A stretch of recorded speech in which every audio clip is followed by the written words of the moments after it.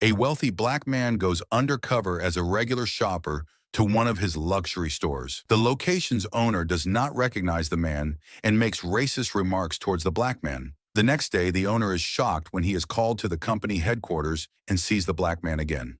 John Bennett stood at the corner of Fifth Avenue, blending into the bustling crowd of New York City. The fall breeze carried a hint of chill, ruffling the hem of his casual black jacket. John pulled his baseball cap lower, obscuring his face as he watched the people stream past the glass-fronted luxury store he owned. A tall building with sleek lines, elegance, was embossed in gold lettering above the entrance. Shoppers moved in and out, bags swinging, the store's sophisticated decor visible through its large windows. Taking a deep breath, John stepped forward, pushing open the heavy glass door. A soft chime announced his entry. Inside, the store was a world of polished marble floors, plush velvet seating, and carefully arranged displays of high-end fashion and jewelry. The scent of expensive cologne hung in the air, mingling with the soft jazz music playing in the background. John had designed this space to be welcoming, a place where luxury met comfort, but today he felt like an outsider. Dressed in dark jeans, sneakers, and a plain black jacket, he looked nothing like the store's typical clientele. That was the point. He wanted to see how customers were treated without the influence of his title or status. He'd done this before in other locations, but today was different. Today he was back in his hometown, checking on one of the stores he was most proud of. John wandered over to a display case filled with designer watches. He admired the craftsmanship, the fine details of each piece. He knew them well. He had a hand in selecting the collections. But today he was just another customer. Out of the corner of his eye, John saw Richard Coleman, the store's franchise owner, standing near the counter. Richard was in his mid-50s, with thinning gray hair and a sharp suit that seemed a little too tight around the middle. He was talking to a woman in a designer dress, his voice low and polite, a rehearsed smile on his face. As John moved closer to the watch display, Richard's gaze flicked over to him. The smile faded, replaced by a slight frown. John pretended not to notice. He picked up a watch from the display, a sleek silver piece with a leather strap. He turned it over in his hands, appreciating its weight. "Excuse me," John said, keeping his voice light. "Could you tell me more about this watch?" Richard approached, his steps slow and deliberate. He looked John up and down, taking in the casual clothes, the baseball cap. His expression was guarded, almost dismissive. "That's one of our limited edition models," Richard said. His voice had a clipped, perfunctory tone. "Very exclusive. It might not be what you're looking for." John kept his smile. "Oh? Why's that?" Richard's eyes narrowed slightly. "It's a very high-end piece, quite expensive. Maybe you'd be interested in something more accessible?" John felt a flicker of irritation. He knew Richard didn't recognize him, but the assumption behind his words was clear. John decided to push a little further.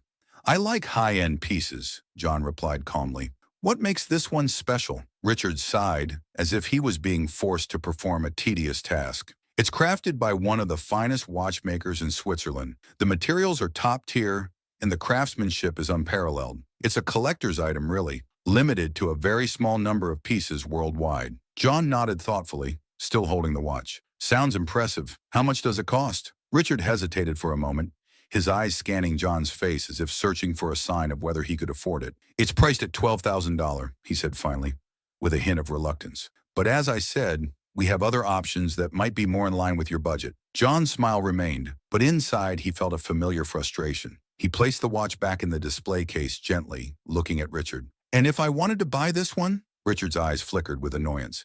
"Well, I'd need to see proof of payment first. We don't just let anyone walk out with our best pieces." John's expression didn't change, but his patience was wearing thin. "I see. So it's store policy to question customers' ability to pay before making a sale?" Richard's tone became defensive. "It's not about questioning. It's about ensuring the integrity of our brand and maintaining our image. We can't just let anyone handle our merchandise." John held Richard's gaze for a moment longer, then looked away, nodding slightly. "I understand," he said softly. Turning away from the display case, John started to walk toward the door. He could feel Richard's eyes on his back, could almost hear the man's thoughts as he silently judged him. John pushed open the door and stepped back out into the cool air of the city, his mind already turning over what had just happened. He had come to observe, to see the reality of his stores without his usual presence, and now he had. But what he had witnessed was disappointing, anger simmering beneath his calm exterior. As he stood on the sidewalk, blending back into the stream of passers-by, John knew this visit would not end here. He had seen enough to know that action was needed. John Bennett stood outside the store for a moment, gathering his thoughts. He had come here to observe, but what he had experienced so far made his blood simmer with anger. Taking a deep breath, he turned back toward the glass door and walked inside again, determined to see if this was an isolated incident or a pattern. The soft chime rang once more as he stepped into the store. This time, he didn't bother looking around. He headed straight for the section where Richard Coleman had been standing. Richard was still near the counter, now checking his phone. When he saw John approaching, his eyes narrowed. The earlier condescension hadn't been an accident, John realized. Richard's expression was the same, a mix of annoyance and superiority. John took another deep breath, reminding himself of his purpose. He approached a display of designer coats, running his fingers over the fine fabric. The coat was dark, elegantly cut, perfect for fall. John picked it up, holding it in front of himself to get a better look. "Excuse me," John said, his voice calm and polite. "Could you tell me more about this coat?" Richard looked up from his phone, eyes flicking from the coat to John's face. He hesitated for a moment, then put his phone away and walked over, the fake smile returning. "That's one of our premium items," Richard said, his tone just as clipped as before. "Italian wool, handcrafted. It's from our latest collection, very exclusive." John nodded, examining the coat. "It's nice. How much is it?" Richard's smile tightened. "It's priced at $2,500, moist," he said, enunciating each word as if explaining to a child. "These are meant for our high-end customers. We don't usually keep this kind of merchandise out for just anyone to touch." John raised an eyebrow but kept his tone neutral. "I see. So you keep some items out of reach of your regular customers?" Richard's face hardened, the polite facade slipping. "Our regular customers know what they can afford and what they can't," he said curtly.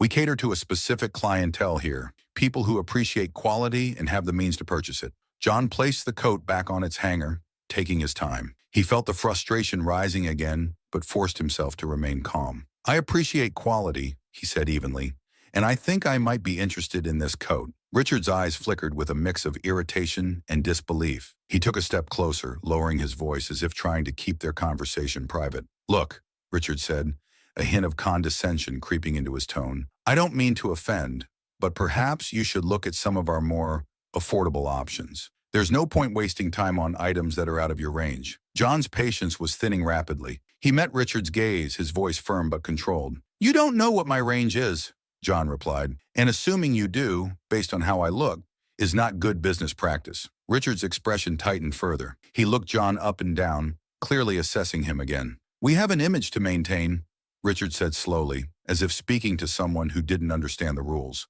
"We can't just have anyone come in and handle our most valuable items. It's about preserving the brand." John held Richard's gaze, his anger now clear in his eyes. "Preserving the brand?" John echoed. "By judging people based on their appearance? That's not how you build loyalty or respect." Richard crossed his arms, his posture stiffening. "Our customers appreciate exclusivity. They don't want to see just anyone in here touching everything. It's about the experience, the environment. It's what sets us apart." John let out a slow breath, his eyes never leaving Richard's. "And you think treating potential customers with disrespect is part of that experience?" Richard shrugged, a smug look crossing his face. "I think I know my customers better than you do. It's my job to protect the integrity of the store." John didn't respond immediately. He looked around the store, taking in the displays, the carefully arranged merchandise, the other customers who were beginning to notice the tension between them. Then he turned back to Richard. "Thank you for your time," John said finally, his voice cool. "I think I've seen everything I need to see." Without waiting for a response, John turned on his heel and walked away, heading for the door. The chime rang softly as he stepped outside, back into the cool air of the city. This time, John didn't linger on the sidewalk. He walked briskly down the street, his mind racing. What he had experienced was unacceptable, not just as a businessman, but as a person who believed in treating others with respect. He had come to see the reality of his store's operations, and now he had. John's jaw clenched as he thought about Richard's condescending tone, his dismissive attitude. This wasn't just about a coat or a watch. It was about the values John had built his company on, values that were clearly not being upheld in the store. As John walked, his anger began to transform into determination. He knew what he needed to do. Today, he had been treated as just another customer, judged by his appearance, dismissed without a second thought. Tomorrow, he would come back not as John Bennett, the customer, but as John Bennett, the owner, and things were going to change. John spent the night replaying the interactions in his mind, each word from Richard sharpening his resolve. By morning, his frustration had turned into a clear plan. He would return to the store and dig deeper. He wanted to see if Richard's behavior extended beyond his own experience. If Richard treated him this way, how did he treat others? John was determined to find out. Dressed again in his casual attire, jeans, sneakers, and the same black jacket, John walked back into the luxury store. The chime above the door sounded, johnning his arrival. The store was quieter than the day before, with fewer customers browsing. John headed directly to the jewelry section this time, his eyes landing on a glass case displaying an array of diamond bracelets and necklaces. Each piece sparkled under the soft lighting, their price tags discreetly tucked away. As John studied a particularly intricate bracelet, he noticed Richard out of the corner of his eye. Richard was standing near the back of the store, talking to a young woman with a concerned expression on her face. It was Sarah Moore, the assistant manager. She was nodding as Richard spoke, her hands nervously fidgeting with a clipboard. John strained to hear snippets of their conversation. "I don't care if he's a potential customer." Richard's voice was low but firm. "We have a standard to maintain. Keep an eye on him." Sarah glanced over in John's direction, her face a mixture of worry and sympathy.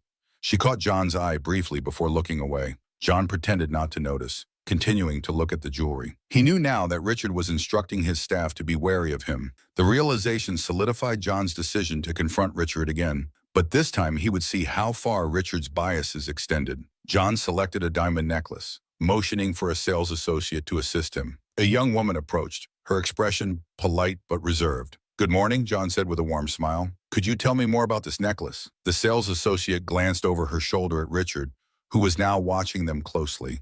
She hesitated, then looked back at John. "This is one of our signature pieces," she said quietly. "It's crafted with the finest diamonds and set in platinum. It's priced at $15,000. John nodded appreciatively. "It's beautiful," he said. "Could I take a closer look?" Before the associate could respond, Richard walked over, his expression stern. "Is there a problem here?" Richard asked, directing his question to the associate rather than John. "No problem," John said calmly, stepping in. "I was just asking about this necklace. I'd like to inspect it further." Richard's eyes flashed with irritation. "I don't think that's necessary," he said, his voice laced with condescension. "As I mentioned before, we have other pieces that might be more suitable for you." John kept his gaze steady, refusing to be dismissed. "I'm interested in this one," he said firmly. "I'd like to see how it looks." Richard crossed his arms, his patience clearly wearing thin. "Our policy is to reserve pieces like this for customers who are serious about purchasing. I can't have just anyone trying out our most valuable items." John's calm demeanor slipped, his frustration surfacing. "And what makes you think I'm not serious?" Richard looked John up and down, his sneer unmistakable. "Experience," Richard said coldly. "I know who can afford what. It's my job to protect the integrity of this store and its brand. We have a reputation to uphold." John felt his temper rising, but he kept his voice steady. "And you uphold that reputation by judging people based on how they look? By refusing service to someone because you think they don't belong?" Richard's expression didn't change. "It's not personal. It's business. Our customers expect a certain level of exclusivity. I can't afford to waste time on people who aren't serious buyers." John took a step closer, lowering his voice. "And how many serious buyers have you turned away because you made assumptions? How many people have you disrespected because you decided they didn't fit your idea of a customer?" Richard's jaw tightened. "I run this store the way I see fit," he said sharply. "And frankly, I don't have to explain myself to you." John held Richard's gaze, anger simmering beneath his calm exterior. "You may not have to explain yourself to me," John said quietly, "but you will have to answer to someone. This kind of treatment isn't just bad for business, it's wrong." Richard's eyes flickered with uncertainty for a moment before his expression hardened again. "If you don't like how things are done here, you're welcome to leave," he said dismissively. "There are plenty of other stores that might suit your tastes." John took a deep breath, stepping back. He glanced at Sarah, who was watching the exchange with a worried expression. "Thank you for your time," John said to Richard, his voice cold. "I'll be sure to let the right people know how you run your store." With that, John turned on his heel and walked out of the store. The door's chime seemed to echo louder than before as he stepped back onto the bustling street. John knew what he had to do next. He had seen enough to understand that Richard's behavior was not an isolated incident. It was a mindset, a way of thinking that needed to be addressed. As John walked away, his resolve solidified. He had hoped for a different outcome, but now he was certain. Change was necessary, and it was going to start at the top. John spent the night preparing for what needed to be done. The next morning, he didn't return to the luxury store.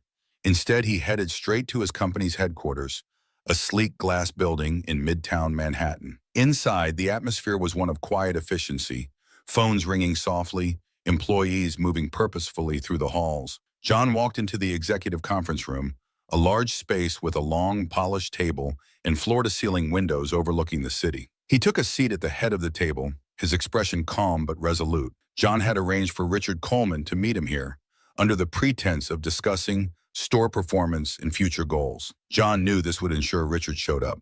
John's assistant, Lisa, stood by the door, waiting for Richard to arrive. Soon Richard entered the room, his usual air of confidence wrapped around him like a cloak. He wore a sharp suit, and his face carried a look of curiosity mixed with a hint of annoyance.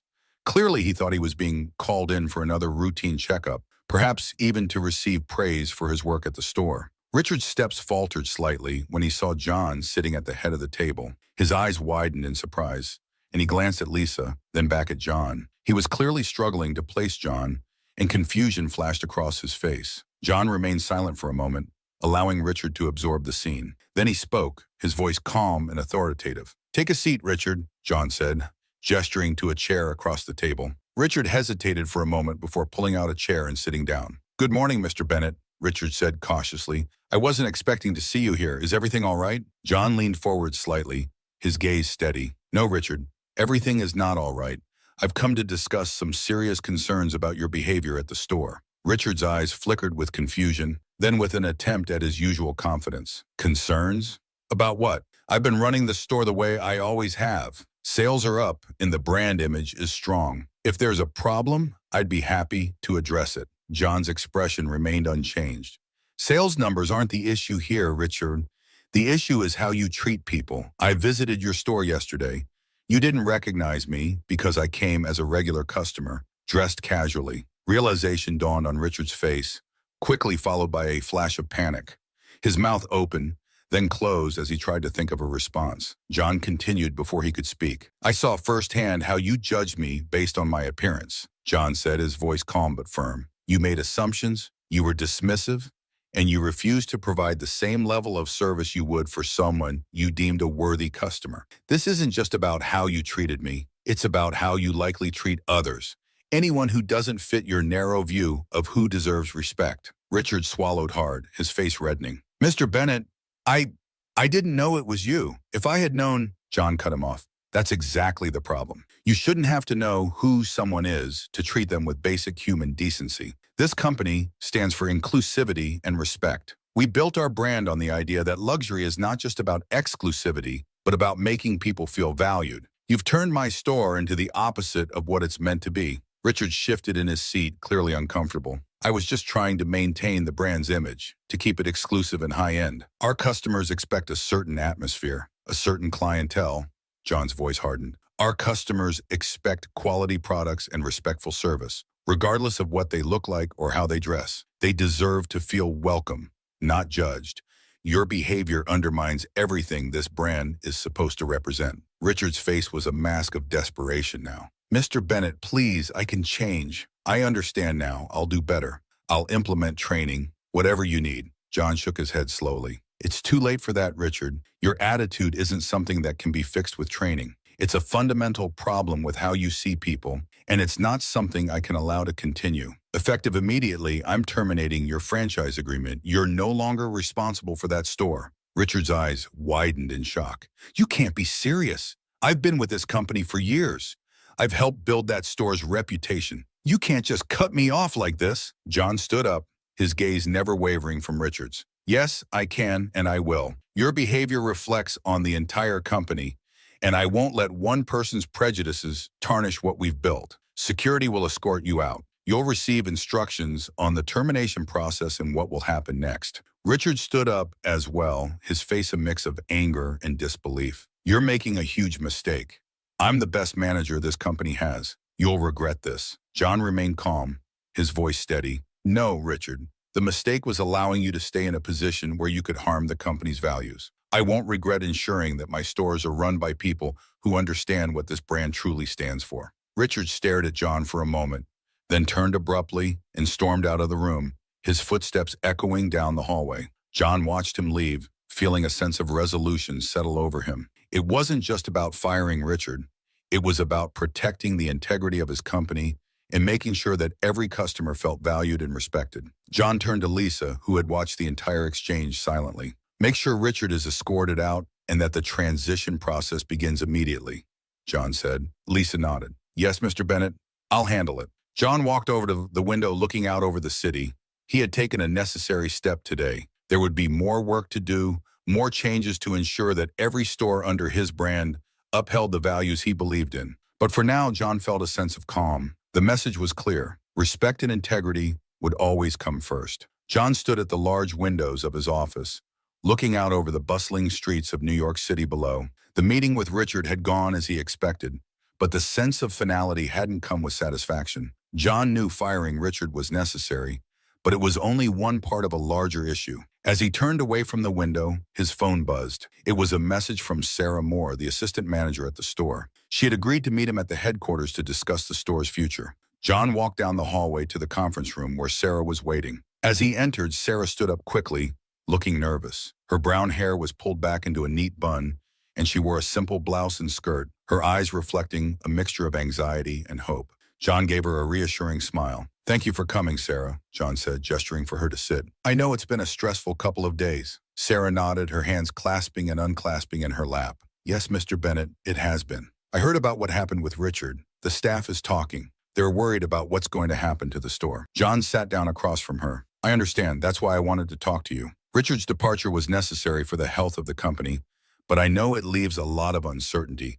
I want to make sure the store is in good hands going forward." Sarah nodded, her expression serious. "I appreciate that, Mr. Bennett. I've always tried to do my best at the store, but it's been difficult.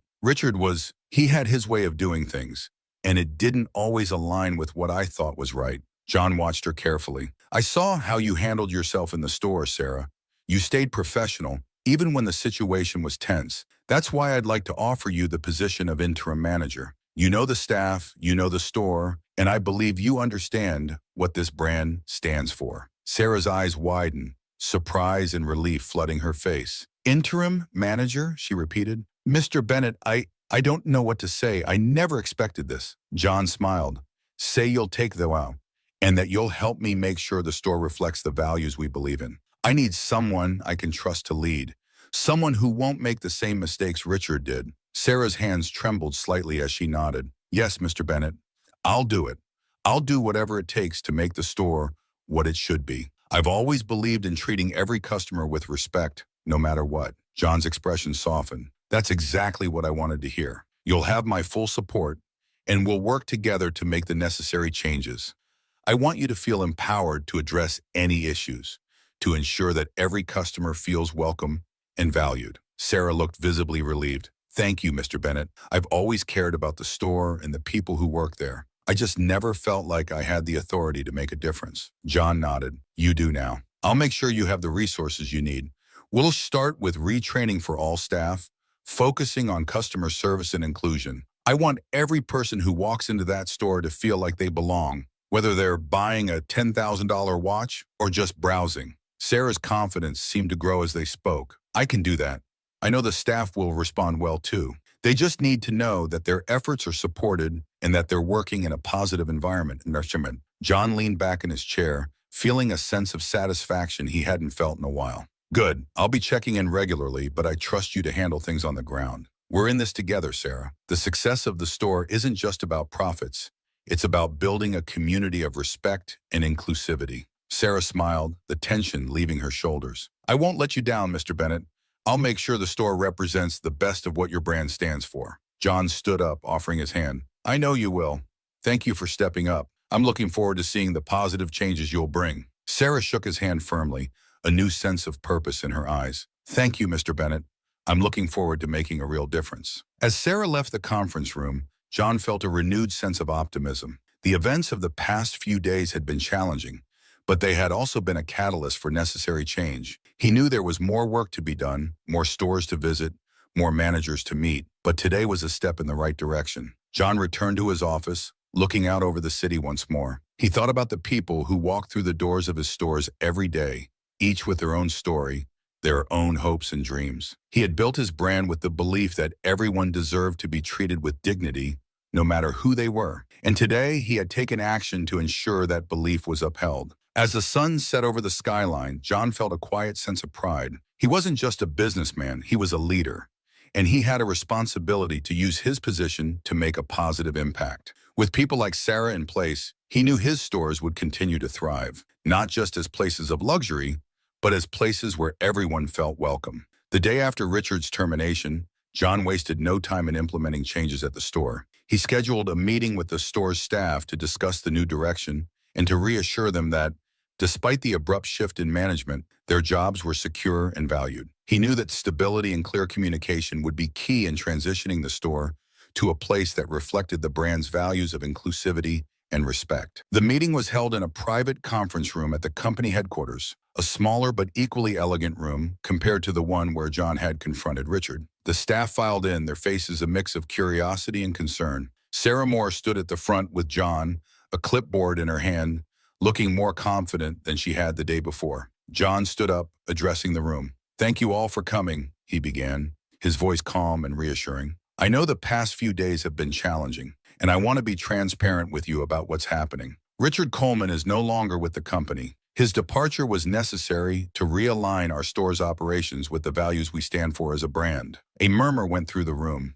John could see the questions in their eyes, the uncertainty about what this meant for them and their future at the store. He continued, maintaining eye contact with as many of them as possible. "I want to make it clear that your positions are not in jeopardy. We value each of you and the work you do. However, we will be making some changes to ensure that our store provides a welcoming environment for all customers, regardless of who they are or how they look. This isn't just about making sales. It's about building relationships and treating every person who walks through our doors with respect." Sarah stepped forward, her voice steady. "As the new interim manager, I'll be leading our team in these efforts. We're going to focus on customer service training, and I'll be working closely with each out of you to make sure we all understand what's expected. This isn't about pointing fingers. It's about growing together and improving how we interact with our customers." One of the sales associates, a young man named James, raised his hand. "What exactly does this training involve?" he asked. "And how long will it last?" John nodded at Sarah, who answered, "The training will cover everything from how to greet customers to handling sensitive situations. It will include workshops on cultural awareness and inclusivity. The goal is to make sure everyone feels empowered to provide the best possible service. We'll start with a series of short sessions over the next few weeks, and we'll have ongoing training throughout the year." James nodded, seeming to accept the explanation. Another employee, an older woman named Lisa, spoke up. "And what happens if we see behavior that doesn't align with these values? Do we report it directly to you, Sarah?" John interjected. "Yes, you can report any concerns to Sarah, and you can also come directly to me. My door is always open. We take these issues seriously, and I want everyone to feel safe and supported in speaking up. We're building a culture of accountability and respect, and that starts with all of us." The staff nodded, and John could sense a shift in the room. The tension was easing, replaced by a cautious optimism. They weren't just hearing about changes, they were being involved in them. That was crucial to building trust. "Are there any other questions?" John asked, looking around the room. A young woman named Claire, who worked as a cashier, raised her hand. "What if customers come in with the same attitude Richard had? How do we handle difficult situations where customers are being rude or discriminatory?" Sarah answered, "That's a great question, Claire. Part of our training will include conflict resolution and de-escalation techniques. If you ever feel uncomfortable or if a customer is behaving inappropriately, don't hesitate to call on a manager. We want you to feel empowered to handle situations professionally, but we're also here to support you." John nodded in agreement. "Remember, you're not alone in this. We're a team, and we'll work together to make sure everyone feels respected, both staff and customers alike." The staff seemed to relax further, reassured by the clear plan and the support being offered. John felt a sense of relief himself. He knew these changes wouldn't solve every problem overnight, but they were a start. The store needed to be a place where everyone felt welcome and valued, and that required a commitment from everyone involved. "Thank you all for your time," John said, wrapping up the meeting. "I'm confident in each of you, and I believe we can make this store a model of what our brand stands for. Let's work together to make that happen." The staff began to file out, some stopping to ask Sarah quick questions, others heading back to their duties with a renewed sense of purpose. John watched them go, feeling hopeful. He had made the right decision in promoting Sarah. She was already showing leadership qualities that Richard had lacked, and her connection with the staff was clear. As the room emptied, John turned to Sarah. "You did well today," he said. "The staff respects you, and they're looking to you for guidance. Keep that momentum going." Sarah smiled, looking both relieved and determined. "Thank you, Mr. Bennett.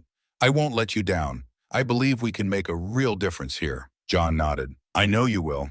I'll be checking in regularly, but I trust you to handle things. If you need anything, don't hesitate to reach out." Sarah agreed, and John left the conference room, his mind already moving to the next steps. There were other stores to visit, other managers to meet. The issue with Richard had been a wake-up call, a reminder that even the best intentions could be undermined by prejudice and poor leadership. As John walked through the halls of his headquarters, he felt a renewed sense of purpose. The confrontation with Richard had been difficult, but it was necessary. Justice wasn't just about punishing wrongdoing. It was about creating an environment where such behavior wasn't tolerated. John was committed to building a company where respect, inclusivity, and integrity were more than just words on a mission statement. They were principles that guided every decision, every action, and every interaction. John knew there would be challenges ahead, but he was ready to face them. His commitment to his values and the support of leaders like Sarah gave him the confidence that they could make a real and lasting impact. The store was already showing signs of change. The atmosphere felt lighter, the staff more engaged and welcoming. John's decision to make Sarah interim manager had been a good one. She had organized the training sessions efficiently, and the team responded positively, eager to create a more inclusive and respectful environment. John had kept his promise to check in regularly. Today, he decided to make an unannounced visit to see how things were progressing. As he entered the store, the familiar chime above the door sounded, and he was immediately greeted by James, the sales associate who had raised concerns during the staff meeting. "Good morning, Mr. Bennett," James said, smiling warmly. "It's great to see you." "Good morning, James," John replied, shaking his hand. "How's everything going?" James nodded enthusiastically. "Really well, actually. The training sessions have been helpful, and Sarah has been doing a great job. The whole team feels more connected, and we're all on the same page about how we want to treat our customers." John smiled. "That's exactly what I wanted to hear. Keep up the good work. I'm proud of how you all have handled this transition." As John moved further into the store, he noticed the customers being greeted warmly, staff members assisting without hesitation, and a general air of positivity. It was a stark contrast to the atmosphere he had encountered during his first visit when Richard was in charge. He felt a sense of satisfaction seeing his vision being realized. John made his way to the back of the store where Sarah was talking to a customer. She glanced up, saw John, and excused herself. "Mr. Bennett, it's good to see you," Sarah said, her expression bright. "You too, Sarah," John said. "I just wanted to stop by and see how things were going. It looks like you've done a fantastic job." Sarah's face lit up with pride. "Thank you, Mr. Bennett. The team has been amazing. They've really embraced the changes, and we're seeing positive feedback from customers. I think we're on the right track." John nodded. "I agree. You've turned things around here quickly, and I couldn't be more pleased with the progress. I'll continue to support you in any way I can." Their conversation was interrupted by the sound of the door chime ringing loudly. John turned to see Richard Coleman standing at the entrance. Richard's suit was less crisp than usual, his face worn with worry. His eyes scanned the store, landing on John and Sarah. John's expression hardened slightly. He hadn't expected to see Richard here, especially not after their last encounter. Richard made his way over to them, his steps slower than usual, his posture less confident. "Mr. Bennett," Richard began, his voice almost pleading, "I know I'm probably the last person you want to see, but I need to talk to you. Please, give me a moment." John's face remained impassive. He glanced at Sarah, who looked surprised but stayed silent, then back at Richard. "All right, Richard," John said coolly. "You have a moment. What is it you want to say?" Richard took a deep breath, his shoulders sagging. "I came to apologize," Vaughn said. "I know I was wrong. I've had time to think about my behavior, and I realize now that I made a terrible mistake. I judged people unfairly.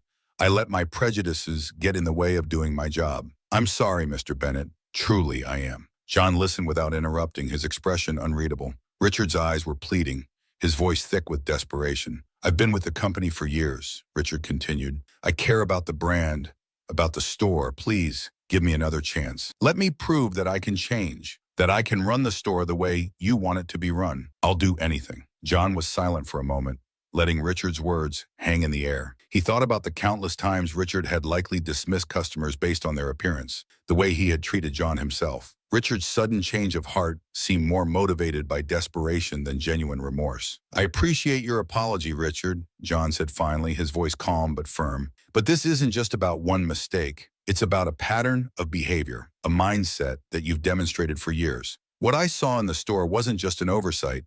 It was the result of a deep-seated attitude that doesn't align with our values." Richard's face fell, his eyes filling with a mix of frustration and despair. "Mr. Bennett, please," he begged. "I can learn. I can change. Just give me the store back, and I'll prove it to you." John shook his head slowly. "The decision has been made, Richard. The store is doing well under Sarah's leadership, and the staff has responded positively to the changes. I can't go back to the way things were. My responsibility is to the company and to every customer who walks through those doors. Allowing you to return would undermine everything we've worked to achieve." Richard's shoulders slumped, his last hope fading. He looked at John, desperation turning to resignation. "I understand," he said quietly, almost to himself. "I just thought maybe—" John's voice softened slightly.